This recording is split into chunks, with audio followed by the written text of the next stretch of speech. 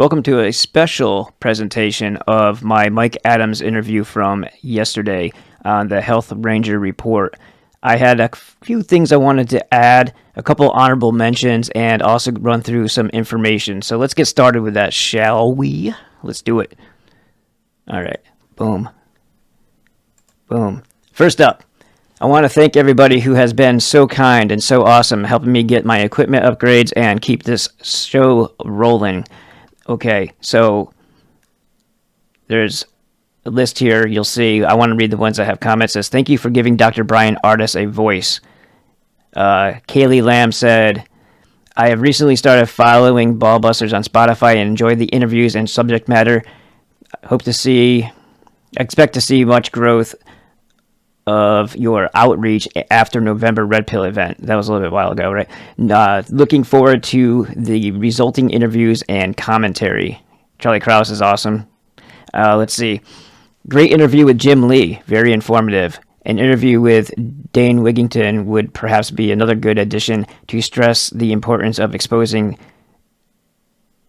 to halt the geoengineering insanity. 2 thumbs up. Awesome. And then Carl B., super cool guy. Keep up the good work, Daniel. Sincerely, Carl.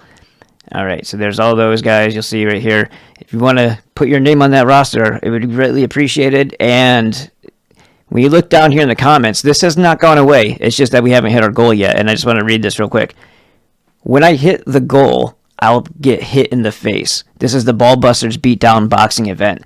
The Ballbusters Beatdown Boxing event unites the supporters and the haters. I will get in the ring and have a real boxing match with a trained boxer in my close enough weight class, and the event will be recorded and posted everywhere you find Ballbusters videos. Support the show and get a good, entertaining fight out of it. Either way, either I'll win or I'll lose, remain standing, or get knocked out. Either way, I'm getting punched in the face a lot.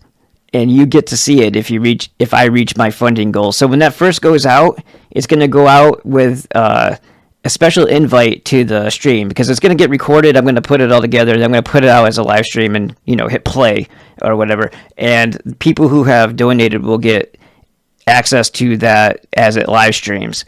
I'm going to give the people who contribute early view of that. So whether it goes out after, I don't know, but we'll definitely have it out for the people who do contribute. And more than $12, you get the access. It'll be a link and a time and date for when it actually occurs. So there's that. Just in case people didn't know that was happening, it is happening. So it still is going on, and it's a little incentive to help me reach this goal. And that goal is going to be probably a recurring one at some point because in order to do this, it takes a lot of time, and it would be greatly appreciated. Okay, next up on the docket, I want to thank Nicodemus over here in my Instagram group. Nicodemus, Full Sun Farm. I was right. Niche. All these great people who contribute really good information all the time. I greatly appreciate their efforts, and they make this way, way, way more fun because there's a good interaction there. Let's see. When you see the man boob guy, then we know we're close. There's so many interesting topics that come up in this feed. If you guys want to be part of it, just go ahead and ask. DM me on Instagram. It's @Ballbusters, okay? And then if you're a contributor of information or a researcher yourself, there's an amazing conversation going on in this thread. All right. It says, and this is something that I mentioned in the video, in the interview with Mike Adams, so I wanted to bring this out so people see it.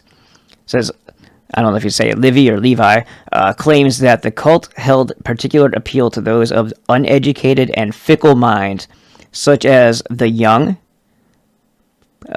plebeians or plebes, women, and quote-unquote men most like women, and that most of the city's population was involved, even some members of Rome's highest class. I think they're talking about Mithraism or some other type of cult, but I'm pretty sure it's Mithraism in that particular passage there. Okay, moving on.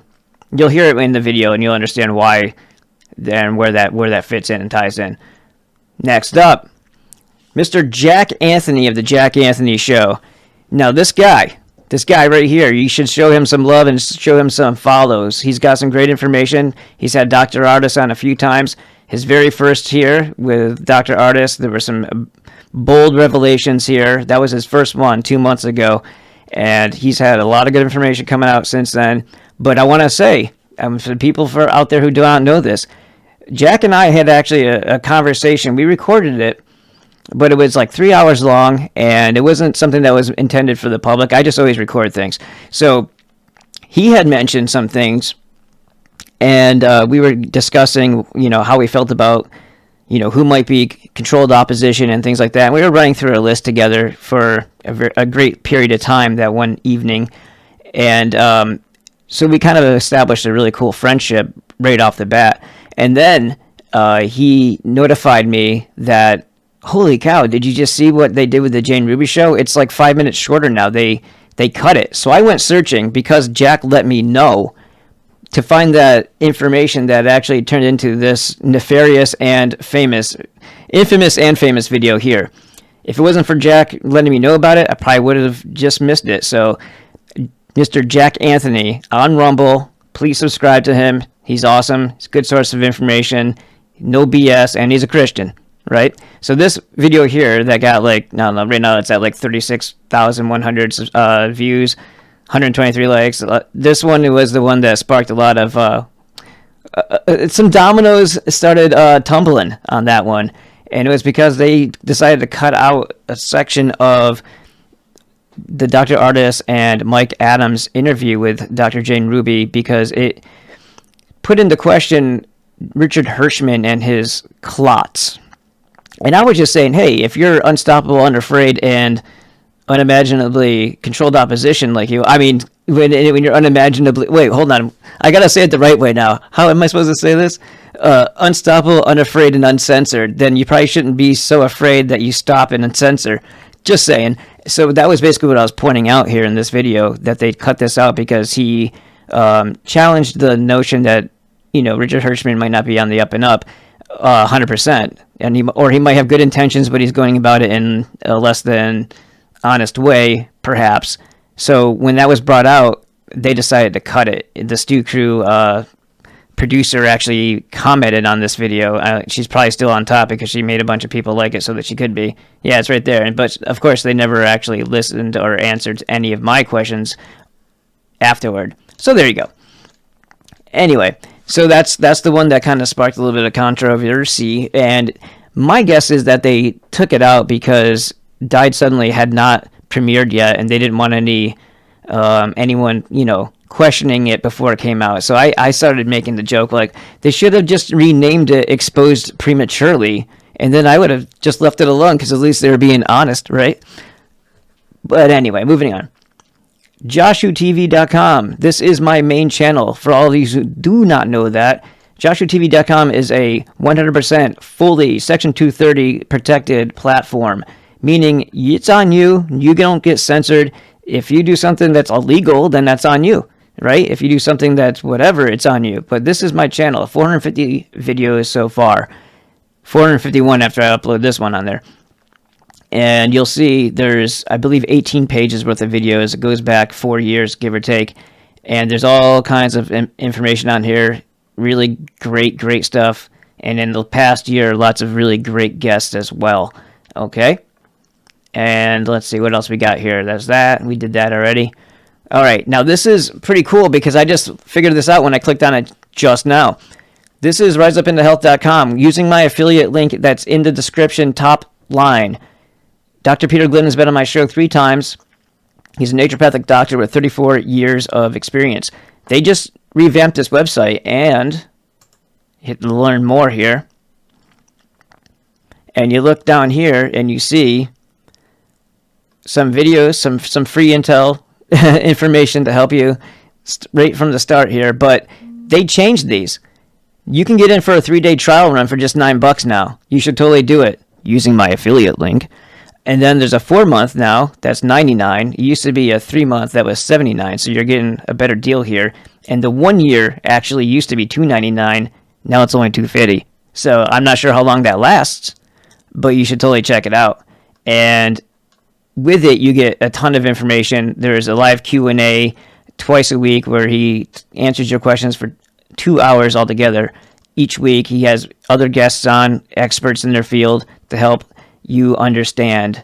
See, Q&A live, you got interviews, Dr. Glidden's show, which is a recurring thing, medical myth busting, health recovery, all this information right at your fingertips that you will never know about because people who are naturopaths go after the root cause of your illness and try to attempt a cure rather than mitigate and, manage symptoms without ever addressing the root cause of your illness. So you just continue to get more and more dependent on pharmaceuticals and more ill over time because whatever's actually causing the problem is never addressed.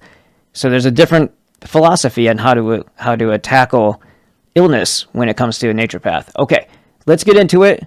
I'm going to run the intro music, and then you'll get to see a slightly different cut of yesterday's show, and I hope you really enjoy it. I really enjoyed it. I think Mike's a great dude, and I hope to have him on my show soon, and there might actually be coming up real soon. We'll talk about that more as the time gets closer. Let's go. Thanks for taking the time to join me in the evening.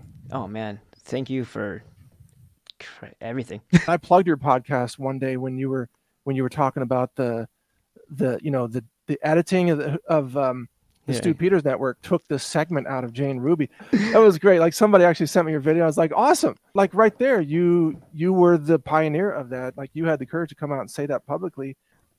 I had to look back because I wasn't 100% sure.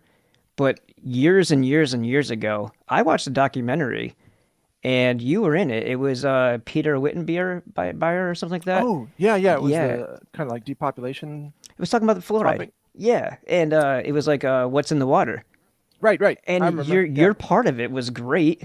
And I was living in San Diego at the time, so it affected us, knowing that they were going to start putting fluoride in the water. And looking back, I was like, holy crap, that was Mike Adams. I was like, he's been watching the water forever.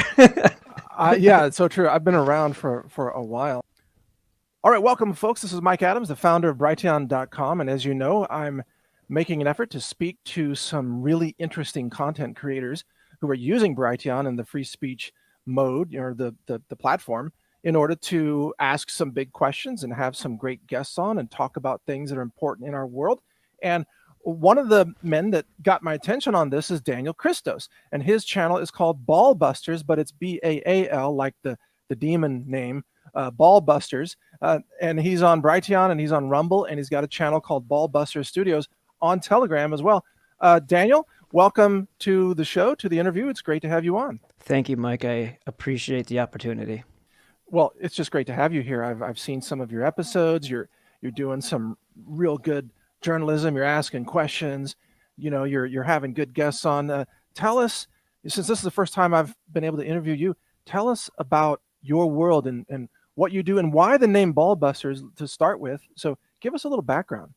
Okay, so about, I want to say probably 8 years ago, my wife and I, at the time was my girlfriend, but we were considering, and when she did get pregnant, and she started doing a whole bunch of research herself. So I'm gonna hand the credit over to her for initiating that.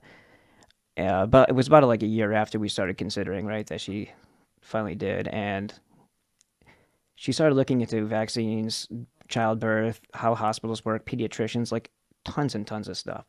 And she compiled a ton of information. I mean, we had a stack of paper, maybe 2 inches thick, on our top of our computer, of all the things that were negative about the procedures that were just commonplace. And I'm talking about even just cutting the cord too soon, and not letting the nutrients and all these things. And she compiled all this information, and she and I had a little thing set up, written out and notarized and made it legal and official, so that when time came for her to deliver, they already had this agreement that they weren't going to do certain things and that they were going to do other things before before we even agreed to go into a hospital setting for her to give birth to our daughter.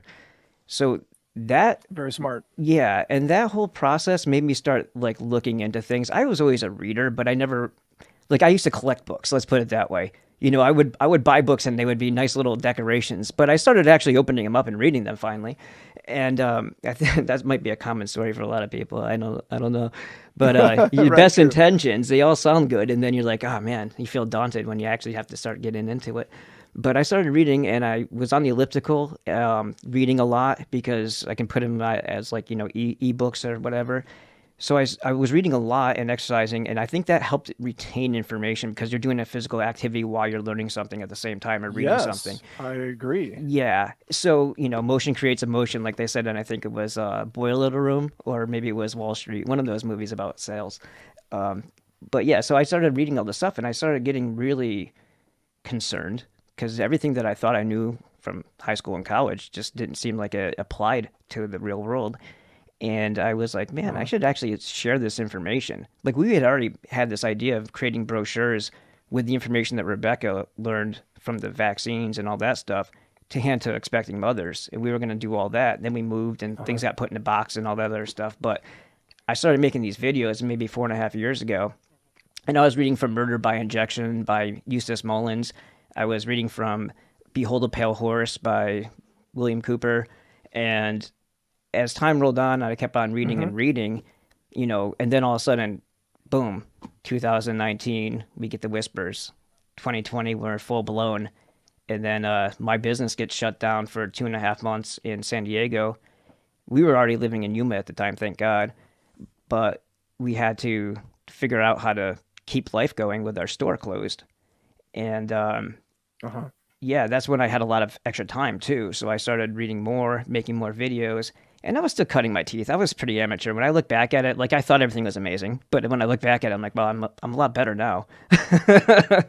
And experience counts, yeah. Right. I guess within the last year, I started really taking guests on. It was kind of like a new thing to me. And Dr. Ardis was one of the first people I reached out to because he was on one of my friends at the time show, The Fact Hunter. So shout out to him. Even though he doesn't think he likes, I like definitely, him anymore. Yeah. Dr. Ardis, we love your work. In fact, I've got a little lab experiment that I owe him Nice. involving a substance and a clot. That anyway, we'll share it with you as soon as I have some details. But I've had some setbacks in the lab, and we're trying to catch up. And maybe we can talk about that a little bit later too, because I'm just curious what the components, what it's made of, if we've actually pinned that down yet. To be anything, if it's like natural there or are unnatural.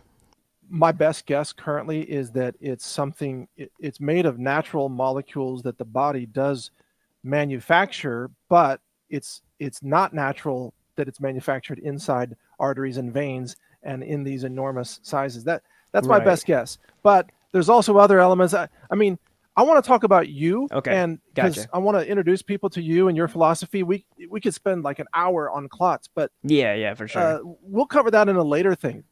Give us more background, because I want to know how you got into this and how you chose the name Ballbusters and what's your philosophy and all that. Go ahead. So through the research and the reading, because I got like everything I do, I get obsessed about. If I work out, I get obsessed about it. Do all the time. Same thing with reading. So one question leads to another, and the curiosity brings you to this book and then that book.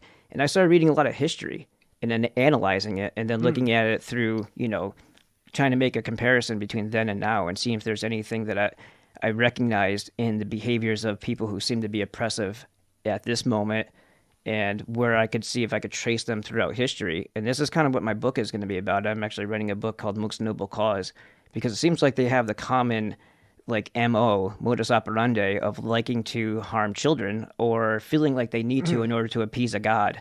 So the Ballbusters thing was about the cult of Baal, because when you look at the Ugaritic texts, there isn't really a whole lot there that explains why they would sacrifice children. It's pretty much the priestcraft that was in that area at the time, influencing the rulers and things like that to actually do that in order to appease the gods. So it's more like a corruption thing than it was really about the actual texts.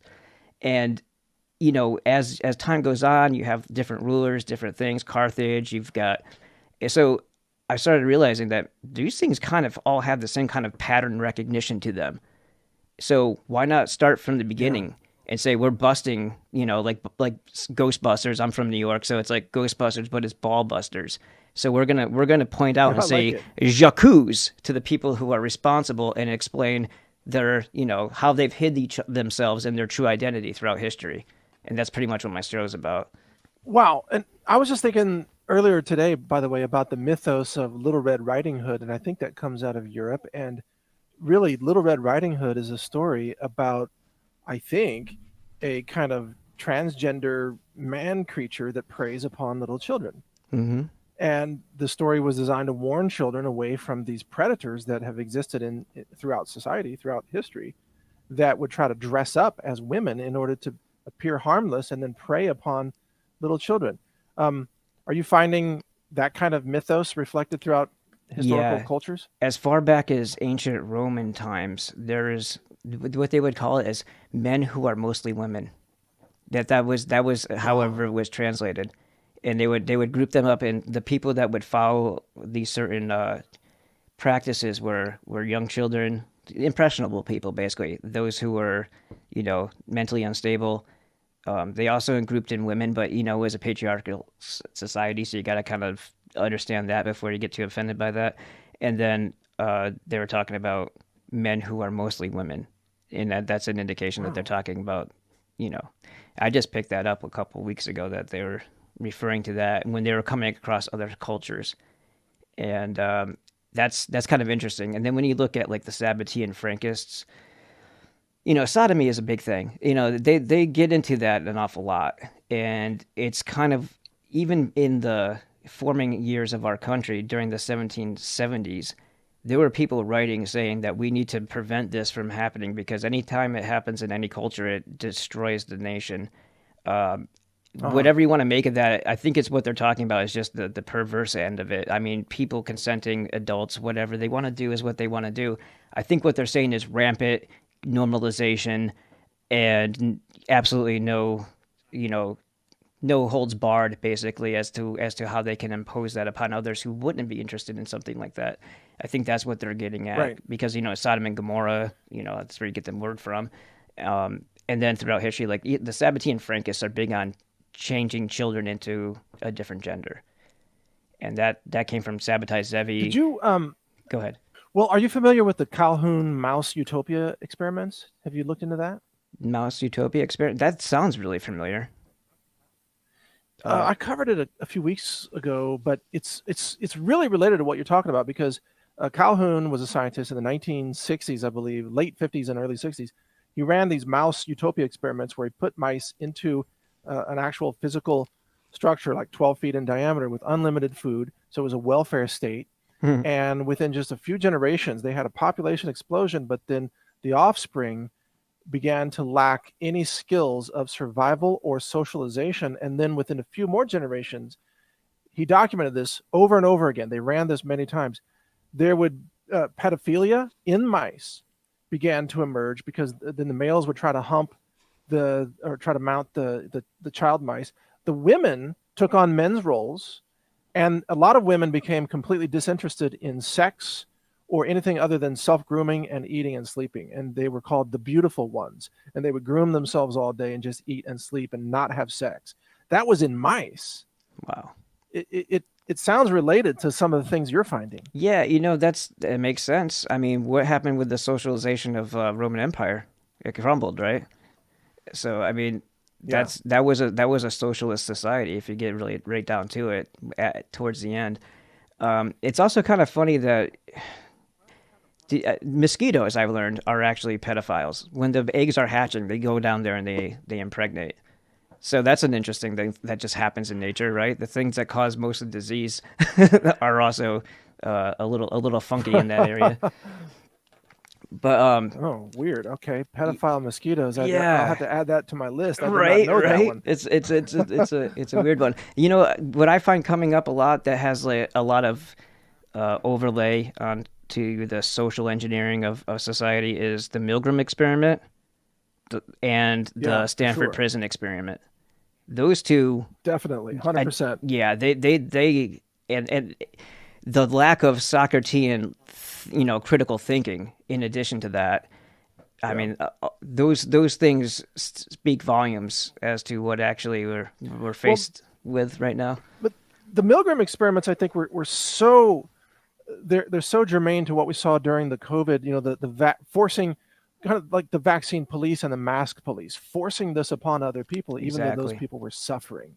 So it's like, oh, your child has to be masked, and the kid's crying and crying, kind of like in the Milgram experiments. It's like, stop the shocking. But you were ordered by the authority to keep doing it, and so many people go along with that. What didn't the Milgram experiments find that something like 75%? I forgot the number. I think it was 68 or something like that. It was high, yeah. And they would do the lethal 450 volt or whatever, even though it wasn't actually attached to anything. Right. They didn't know that. They thought that they were actually giving somebody a lethal electrocution. So that's right. There's that, and then the Stanford prison experiment.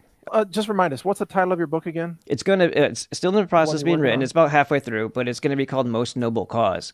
It's a Ballbusters book 1, okay. Most Noble Cause, because what we're trying to do here is identify the threats against the children throughout history and try to identify what they're trying to do now.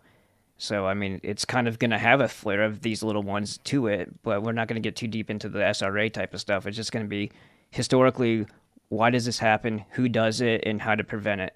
You know, how to identify it so you know you're not walking around with predators with your children and things like that, where they will crop up, how they will manipulate. And, you know, you don't have to go too far now. You can just go to school and find them. So, or go to your local library at Drag Queen Day or whatever. Exactly. But keep us posted about your book, because we'd love to cover it editorially. And I don't know if you have a publisher yet, or if you're going to look at publishers. I could recommend a couple of publishers. Keep us posted about your book, because I can tell you're a great researcher. You read a lot, you absorb a lot of information. And I think your book could be really compelling. So I appreciate you sharing that with us. Thank you. I appreciate that. So, and what else are you working on? Oh, you know, the thing that just happened last night, when it's very sad to hear. I just wanted to kind of like maybe, you know, share a little time with this.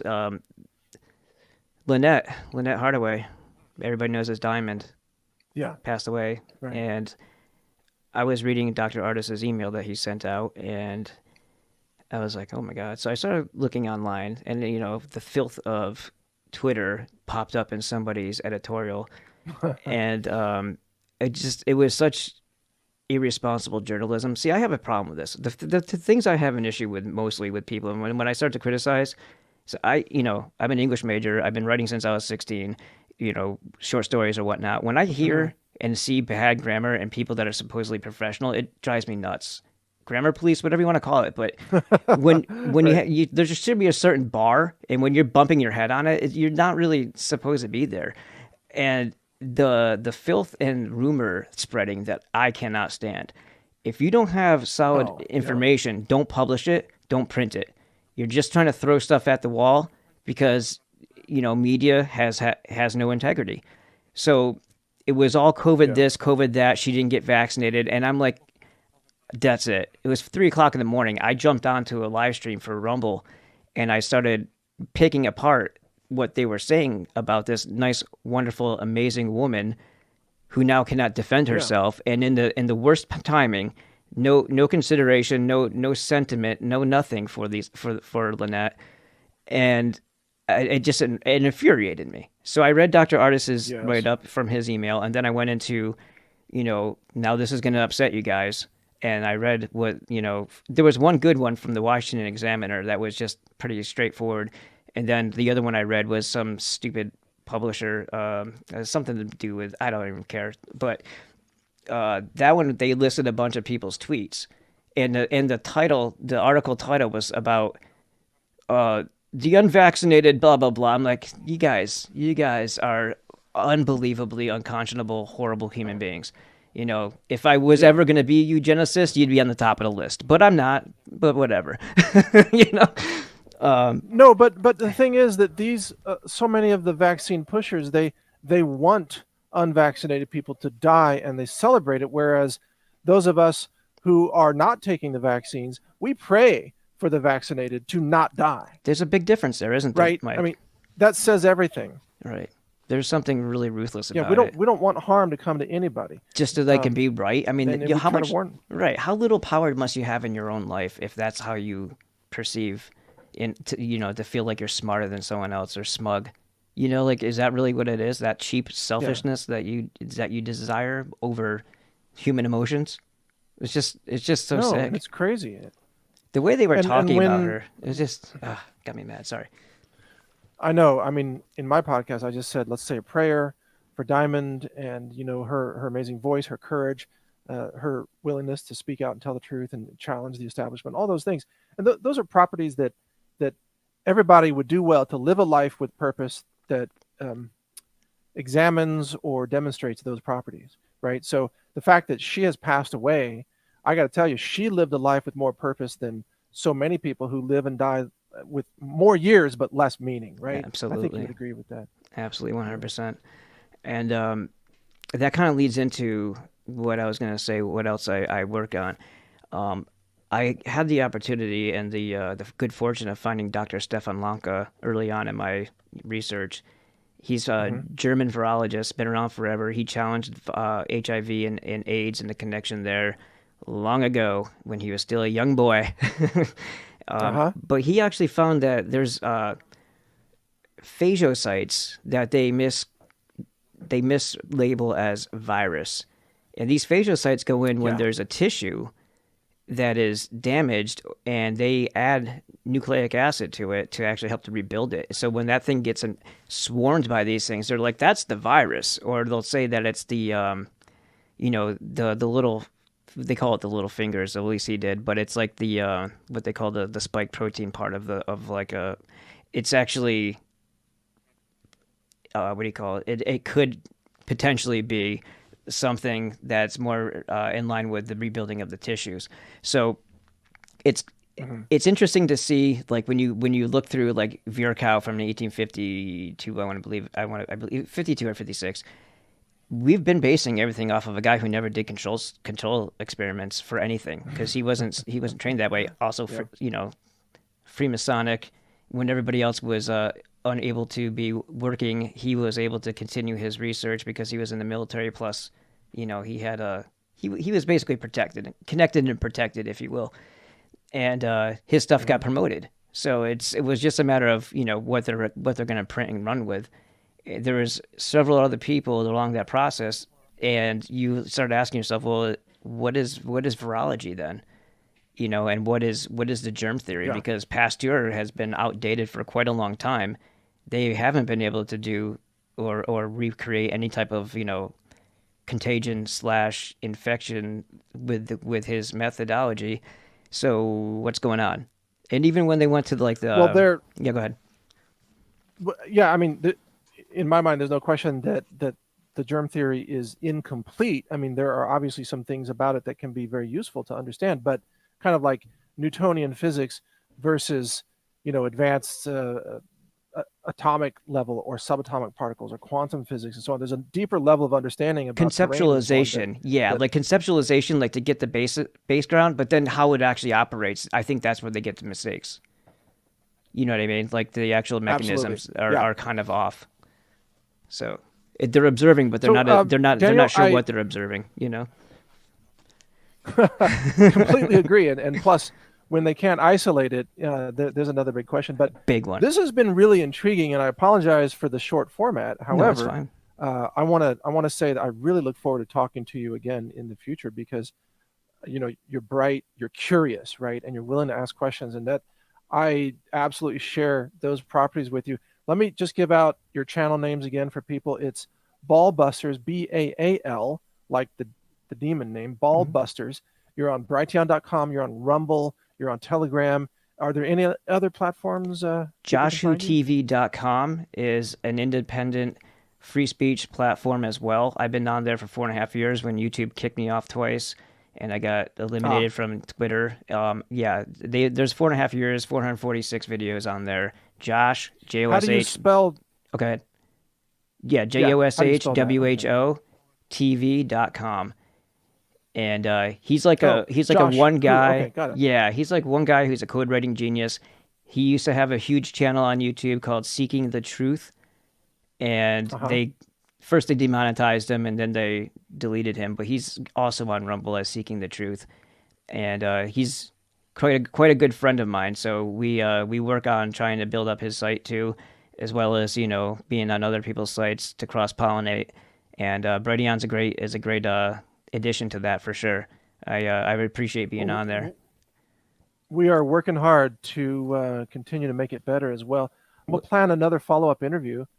Well, thank you, Daniel. This has been a really intriguing conversation, and I'm so thankful that you're using Brighteon.com to spread the truth, ask questions, ask big questions.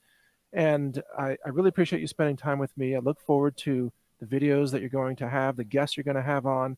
I'm a fan of Dr. Ardis as well. And I look forward to talking with you again as well and finding out about your book. I think you're doing great stuff. Thank you, Mike. I've been a fan of yours for quite a while too, and I appreciate everything that you do.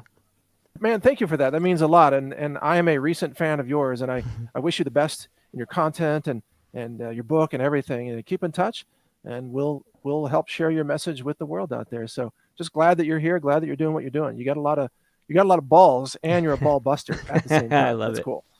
Thank you, sir. You have a great one. Thanks for having me on. Yeah, you too. Have a great day.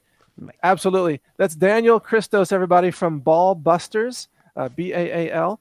And of course, as always, feel free to share this interview on other channels and other platforms as well. I'm Mike Adams, the founder of Brighteon.com, and we built a platform so that people like Daniel can use it to, speak freely and ask big questions. So that's it. Thank you for joining me today, everybody. Take care. I'm in my Relax Fit merch now. A medium instead of a small. All right. This is the Telegram group. It's Ball Busters as seen on Joshua TV and Roku TV. Yes, if you have a Roku TV, look for Ball Busters broadcast and you can actually watch it right on your television set. And this group, you just go to t.me/Ball Busters Studios. BAAL. Busters Studios. 97 members. Another really good conversation going on in there. All right. And then, Brighteon. Of course I'm on Brighteon. Mike Adams just interviewed me. Of course I'm on Brighteon. Why wouldn't I be on Brighteon? So this is the channel. Most of my interviews I uploaded here. So you're not going to see the whole channel.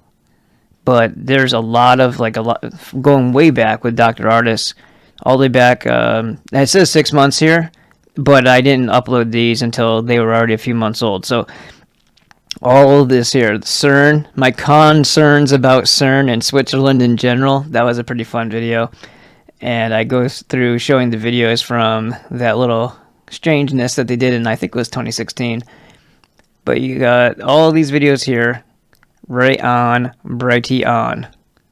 Pretty cool stuff. And it's consistent. It's current to the now, but it doesn't go as far back into history. So there's that channel. And as I mentioned before, the full channel is joshuatv.com. Rumble channel.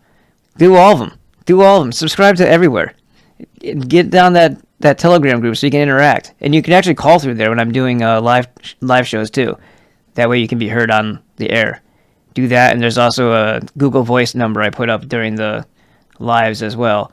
And then one last reminder, givesendgo.com/ballbusters. It's in the description. Help it out. The goal says USD 52. We're at 1080, 1080.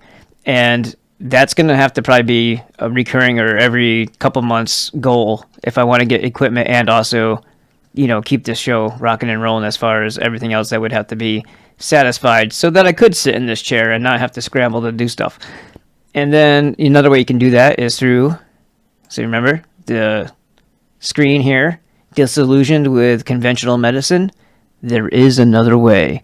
Leave Big Pharma behind with Dr. Peter Glidden. You click Learn More.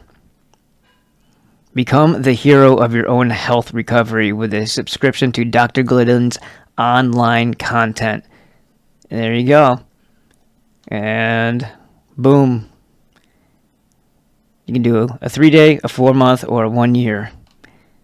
And there's many years worth of information there for you to absorb. And nutrition and nutrient deficiencies and stuff like that. Big turnaround in your life just by fixing that one little thing. That's it. that's pretty much all I got to say. And usually I'm pretty long-winded. Just kidding. All right, guys, thanks a lot. I appreciate your time. Appreciate everything that you guys have been doing and do and continue to do as you fight the good fight. And also, if you're on podcasts, like you had heard from that one person's comment, I am on Spotify and pretty much everywhere else. Spreaker is where I do the distribution from. I'm not sure a whole lot of people use Spreaker itself, but it distributes to all the other podcasts providers. So whatever device you're using, you should be able to find my podcast. See you later. Have fun.